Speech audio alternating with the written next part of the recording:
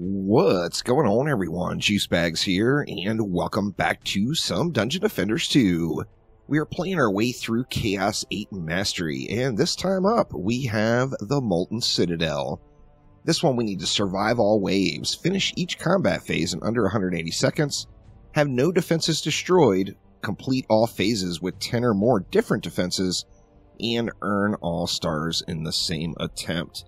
So, for this particular run, we are going to use a Ramster and Archer for 2 defenses. We're going to go with an EARTHSHATTER for number 3. We'll use a Proton Beam, Reflect Beam, and a Buff Beam for 4, 5, and 6. Then we'll go with a Flame Aura, Boost Aura, Sky Aura, and Lightning Strike Aura for the final defenses in the run. Now, let's go ahead and build it out and see what we want to do here. So, I think we're going to just go ahead and stack our auras right here. Let's go with our Lightning Strike and our Flame Aura there. How do we want to do our boosts? Trying to save as much DU as possible. Can we fit one? I don't think we can really fit one well. So, let's just go 2 boost auras like that. The Sky Guards we can really put just about anywhere, but let's just go ahead and throw them something like this. And now we want to put an EARTHSHATTER on each lane. Now the EARTHSHATTER, of course, is going to have that big old range, so let's go something like 1 EARTHSHATTER on each lane. Next up we have what? We have some Proton Beams. What else do we want to get down? Let's go with just some Proton Beams right here in the, kind of in the ramp itself. We'll put a nice little beam just on each lane right here. Now, the Proton Beams here are going to provide the poison. They're going to provide a slow. They're going to provide a freeze, but additionally, that with that poison element in and adding in the EARTHSHATTER tower, that is going to allow me to get that Petrify combo going. Now, we are going to need some reflects, but I want to put those down last. And then what about a Buff Beam? You know, I think for the Buff Beam, we might just put 1 just on 1 lane there, just to get the count down. And we won't really use the Buff Beam on this one. And then that's going to leave me, what? We're going to be able to throw a Ramster in right here. Let's just throw a Ramster right in the front. And then we need to do some archers. Now, the archers we can place in a way where they're just naturally going to take out the flyers as well. We've only got 180 DU left, so that's 4 archers. So let's get one archer on each lane. How do we want them faced? Let's face them like that. That way we're taking advantage of both sides of the archer. Let's see, we'll do this one something like that. So we've got 1 archer in each lane. That leaves me 60 more DU. Well, what do we want to do with the 60? Well, we still have those reflect beams to put down. That's, we're actually going to have something without protection, it looks like. Or no, we can just go 1 reflect beam segment on each piece, I guess. That should get the job done for us. So let's just go something like that. This is not a lot of power in each lane, so we're going to want to make sure we're putting in lots of damage. We will have some good crowd control right at the choke points on each lane, though. So let's just go ahead and fire it up and get things started. Under pressure, of course, is the biggest challenge of the map. Making sure we can get through the combat phase with a turtle build in under 3 minutes. Now, the problem here is going with the turtle build. Obviously, the map is going to run slower than if you were spawn camping it. And 3 minutes is a lot of time, though. So I'm thinking there's going to be more than enough time to get through it. We're going to have to see how it goes, though. This map does run relatively slow. Even with the mob count not being extremely high in mastery mode. Just going to try to DPS a little bit on all the lanes and remain aggressive. Try to get Frostfire procced in the lanes as often as possible. And, hope we get the win here. Now, the lanes, of course, that are going to be the most concern are these ones that are way down low, is those the enemies have the farthest to walk. Now, this map, like many of the maps, the enemies come out very, very staggered. So one lane will get more pressure, then another lane will get more pressure, and it's relatively easy to bounce around between the various lanes and making sure that you're getting everything covered. As we see right now, this lane is getting hit, but next wave, this lane over here is going to have some pressure. So, or not next wave, but the next grouping of enemies that come out. Now we've got 190 mobs left. We've only got a minute and a half left, but they are coming out fairly decent now. So I'm thinking we're going to be able to get through them here. Hopefully have like 30 seconds or so left. Because remember, in the waves to come, we're going to want to make sure that we've got enough time to kill these mobs. Especially if there's any like stuck assassins at the end of the wave or any sort of buggy type issues that could make us fail that under pressure portion of the challenge. We're getting it here, though. We got 50 mobs left, but I think all 50 of them may actually be out on the map now. So we should be able to burn through them all. We got the flyers. We still have a couple of ground mobs here. It looks like it's pretty good. We're actually going to have more time left than I thought, so not too shabby there.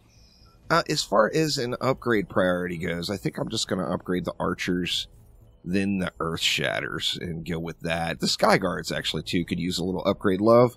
So let's hit the archers, the Sky Guards, and the EARTHSHATTERs all the way around. Actually, we got enough for 2 upgrades, probably. Let's go ahead and hit these guys. And there we go, looking pretty good. So let's just go ahead and continue it on. Once again, under pressure, we got 180 seconds each wave to make sure we're getting through the combat phase. So let's just burn them up here and make sure we're able to get it done. Right at the start of the wave, you do get a nice bit of pressure on really all sides, but once you get through that initial pack at the very start of the wave, then you're going to get to that point where the enemies are like coming out in staggered groups, and it's much easier to maintain. So just getting through the initial little hump, and then just watch where the line is. Frostfire Remnants, of course, is a huge deal. In all game modes, Mastery is no different. Frostfire will really make a massive difference in your experience in Mastery mode. Now, of course, when Mastery mode came out, I say this every episode, mods were not a thing. So the majority of Mastery mode is balanced, so there are no mods in the picture. So literally any mods you have are just a little extra icing on the cake, and it makes things even easier. But things like Grave Infection, or pardon me, things like Frostfire Remnants are just extremely powerful. Rest in peace, Grave Infection. Rest in peace. We got a nice little pack coming out here. With the 50 seconds left over in Wave 1, I don't think we're going to have a problem all the way through as far as the time goes. And that's the thing I was the most worried about, to be honest, with the combat wave timer going on. You really have to make sure you're getting these enemies killed quick enough. We still got 90 left on this wave. We got 80 seconds, though. There's a lot of mobs out. Let's just continue to get through here. We got a Plaguing Hawk right at the end of the wave. Wow. I think we'll still have plenty of time here to get through them. There's a bunch of flyers in that group, so that makes up quite a few of the enemies that are left. But let's continue to burn, and it looks like we're still going to finish with around 50 mobs left, so... Or, pardon me, with around 50 seconds left, so we're in pretty good shape, it looks like. Staying consistent at that 50-second mark. So I'm not really anticipating any major issues with the remainder of the map, so let's go ahead and jump on forward to Wave 5 and get this map closed out. And here we go in Wave number 5. Now, we've been finishing off all the waves with like 30-plus seconds left, so things have been going really, really smooth. And just staying aggressive, so making sure to get down in those lanes and get a little damage in whenever I can, just to help clear out the packs. Let's go ahead and get it started here.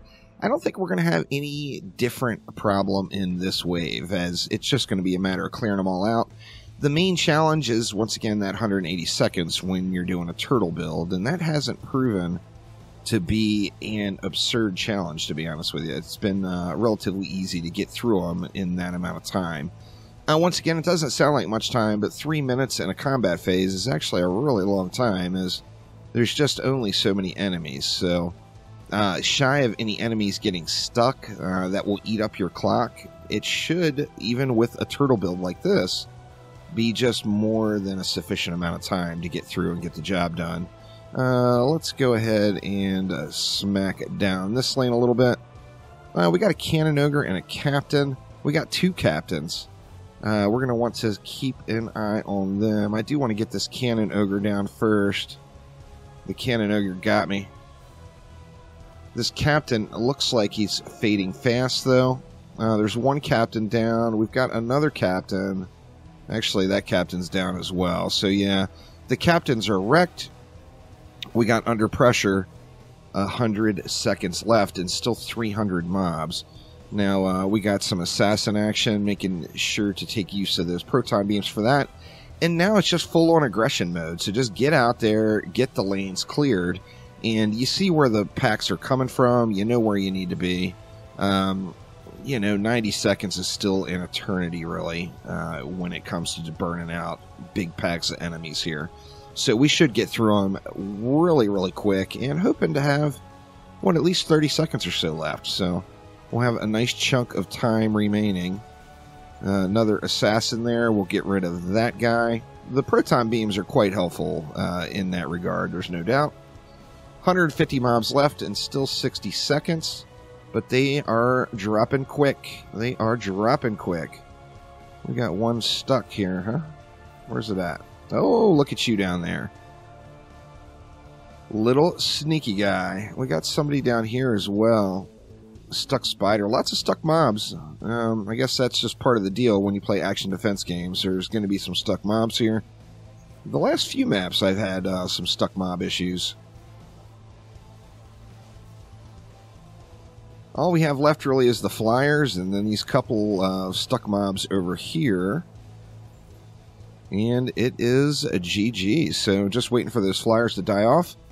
And there we go. So we had a little bit of time left over, enough to get the job done. And that should get us our 5 stars here on this particular Chaos 8 Mastery map. So thank you all so much for watching, and I will see ya next time around. Take it easy.